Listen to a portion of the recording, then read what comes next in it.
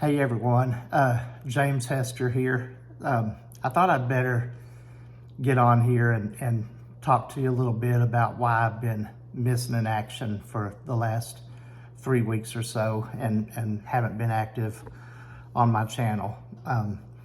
You know, it all came up right at the end of this 90 days too, where I was looking forward to getting on here and sharing all the latest lab work to show the significant improvements, and there have been significant improvements, and I'll get to that in a minute. But I had something happen to me that you know, is not related to the diet whatsoever. I had developed these chronic headaches, and the same thing happened a year ago. This is the second time that this happened, and we're not talking about little headaches. We're talking about a headache that comes on and it just stays for weeks and weeks and gets greater by the day. I was hospitalized last year with this for a week. They ran all kinds of tests on me, did multiple CT scans and MRIs, and they kept doing them over and over because they just kept thinking that they're missing something, because it wasn't just the headaches, but there was visible swelling that you could see coming out of the head. And so they were scared that it was some kind of an aneurysm, a brain bleed, or possibly even a tumor, which is the reason why they just kept running me in there and doing another CT scan and another MRI, localized, with contrast, without contrast. I mean, just over and over and over. Now, last year, they never did come up with a diagnosis. They just, the whole week I was in the hospital, they just pumped me up with you know, very strong painkillers and just managed the pain, but they weren't doing anything to address it because they just quite simply didn't know what it was. Went to a different hospital this year, this time, when the same thing came around. Opposite side though. Last year it was this side of the head. This year, this side of the head. And I don't know if you can see, but I've got partial paralysis. Now it comes back. The same thing happened last year, and it did come back after a couple of months. But you know, this part of the eye is paralyzed. It's also the pressure from inside is pushing the eye sideways and making it look down in that way. And so, you know, the pupil of the eye is looking off to the side, and you know, that will, again, I mean, that will improve in time. At least it did last year. They did come up with a diagnosis this time, again, after, because when I went in, they were kind of thinking the same thing as the hospital was last year. They had to rule out the real bad things because the swelling was just so obvious and everything. And so they did the same thing. They first tested me to make sure I wasn't having a stroke.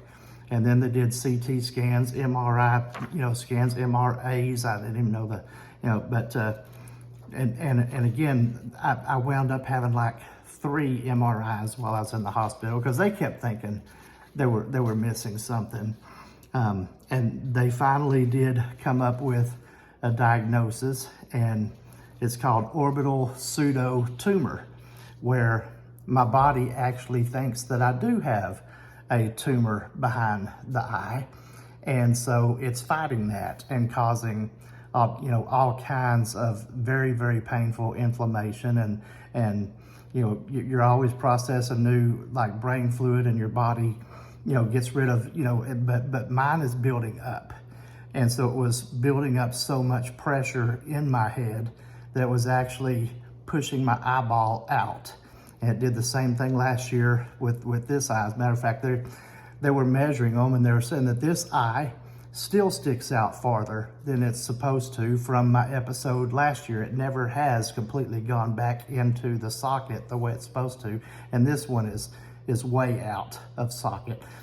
So you can imagine the pain when you've got pressure in your head that's building up so much that it's literally, you know, pushing your eyeballs out of your socket. There are no words to describe the pain. There were several days in the hospital where I hate to admit that I was just curled up in a ball and asking God to take me home, you know.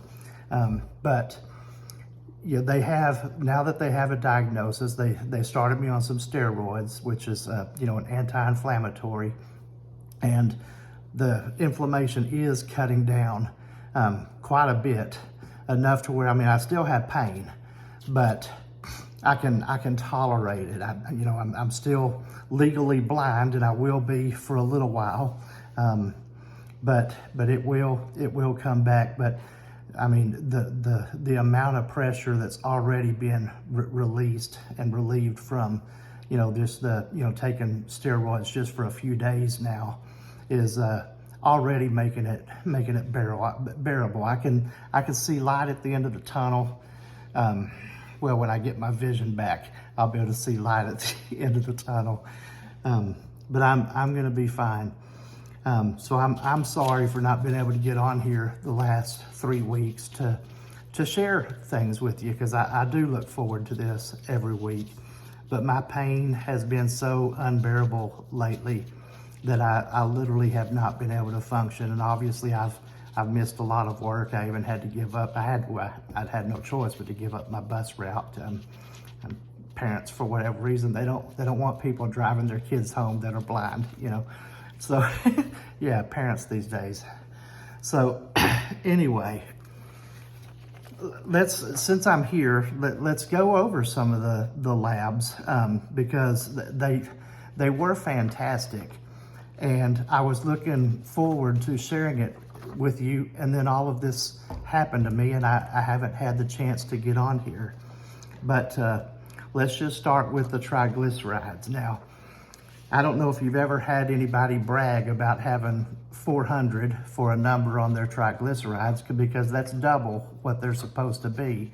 But you've got to remember, my last triglycerides just 90 days ago were over 1,400, and my labs before that, about 6 or 7 months ago, were 2,100. So I was looking at triglycerides that were 8 to 10 times what they're supposed to be, and now I'm at 400, and they're supposed to be 200 or less. So I'm still double, but a heck of an improvement on the triglycerides.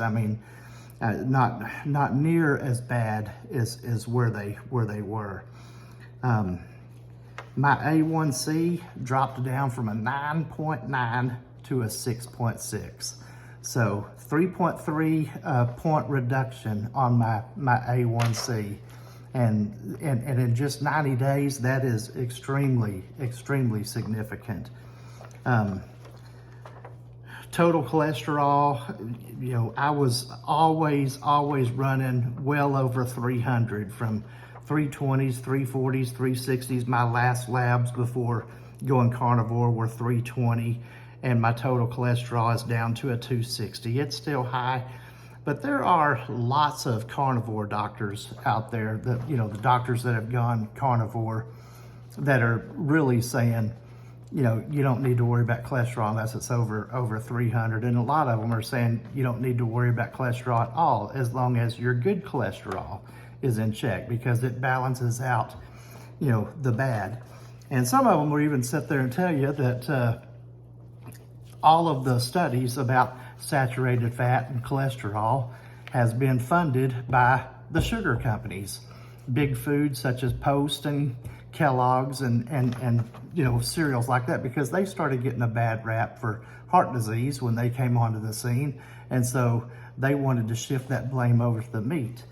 And so I'm not real concerned about the cholesterol, especially since my good cholesterol, the HDLC, went up significantly. That's where the danger zone has always been with me, because my total cholesterol was always well into the 300s, but my good cholesterol, the HDLC, was always in the 20 range, which is far lower than what it's supposed to be.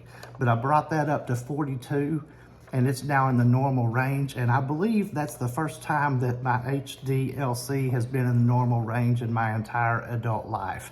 I cannot remember ever seeing my HDLC in the normal range before, and now it is. All of my blood count work that came back, all of it came back perfect in the normal, perfect ranges. My minerals, for the first time, again, in my adult life that I can remember, were normal, and they've always been very low. And I'm talking about like my potassium, my sodium levels, magnesium levels. They've always, every time I've had my blood drawn, they've always come back very low. And I know that's because of all the blood pressure medication that I was on, and especially the diuretics, because you know, it makes you, well, you're basically peeing out all of those minerals all the time, because that's what the diuretic is for, is to get fluids off of your body. And so without having to take that, now I'm getting normal ranges on all the essential minerals that we need in our body. And again, that's for the first time that I can ever remember where my potassium, sodium, magnesium levels came, back in the normal range. So that's pretty exciting as well. And I have reversed my fatty liver disease. For years and years and years, we're talking about my ALT and AST, the markers that measure your liver function. They were always extremely low, and I'm talking like a number 5. The range that was coming back on my ALT and AST were always like a 5, sometimes maybe a 7, but that's about the highest that I had seen, as far as, how the liver functioned. And now my ALT is a 24 and my AST is a 22, which those are now in the normal, the middle of the normal range. And so I no longer have the fatty liver, and my liver is functioning properly. So obviously the carnivore diet has worked. And I'm gonna, keep going. I told you when I started, it wasn't really gonna be a 90-day challenge. I just wanted to spend that first 90 days, testing it and seeing what it did for me. And, I shared my beginning labs, and now I've shared my ending labs, and you can see that the improvements are quite significant. So it is going to be a permanent part of my life. Again, please do not think that the carnivore diet had anything to do with this. This is something I've had for a year now, and it flares up, and they told me it will flare up again. It's a orbital pseudo tumor is it's not a fun thing. And I guess it's probably kind of a autoimmune, at least some of the doctors kind of think that it's related to autoimmune. It's a mystery. They don't know the cause, and they don't know of a cure. They just know that the steroids work, in the event of a flare up. And now that I know what it is, I won't let it go this far without getting treatment. I put off going to the hospital this time because I knew it was the same thing.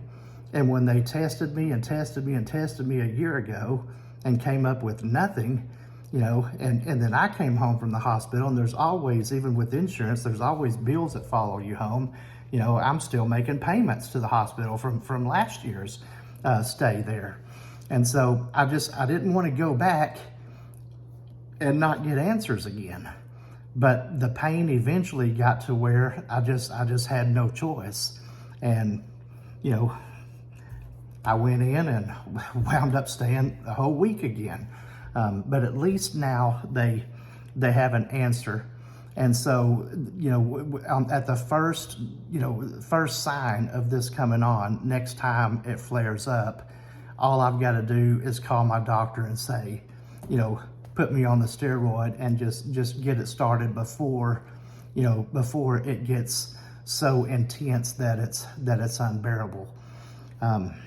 So at least there's a plan of action going forward. Hey, thank you again for tuning in to my channel and keeping up with my journey. I promise I will start posting again. I didn't go anywhere. I didn't quit this diet. I hope that none of you are sitting there thinking that I've quit doing this. This is Carnivore, has done so much for me, and the labs don't lie. There's the labs were just, I'm just so thrilled with the lab work that came in, and I can't wait to see these numbers just continue to improve. I plan on getting my labs done every 90 days for a while, just to keep tracking the improvements. I look for that A1C to work its way all the way down to normal. I look for the triglycerides this next time to come in under 200. I don't see any reason why they won't. They've already come down, so much already. So thanks for tuning in, and I'll talk to you next time. Thank you. Bye-bye.